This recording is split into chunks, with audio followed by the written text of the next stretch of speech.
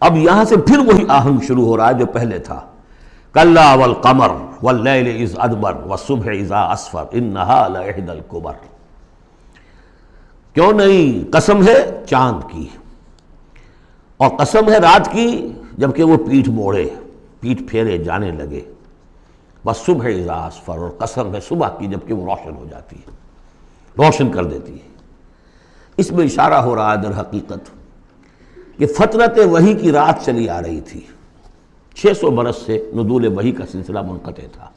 وہ جس کا انہوں نے جنات میں تذکرہ کیا تھا، من بعد کتاب موسیٰ۔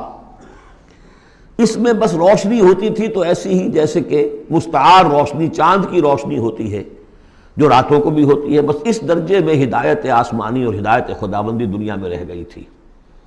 لیکن اب محمد الرسول اللہ کی رسالت و نبوت کا خورشید طلوع ہو گیا ہے، اب دن روشن ہو گیا۔ کلا والقمر واللیل اذ ادبر والصبح اذا اسفر، ان تین کو قسموں کو ذرا یاد رکھیے گا، یہ آگے چل کر بڑی اہمیت کے ساتھ ان کا حوالہ پھر آئے گا کہ رات کی تاریکی تھی، اب رات جا رہی ہے، اور اس میں جو تھی صرف چاند کی روشنی تھی جو مستعار تھی،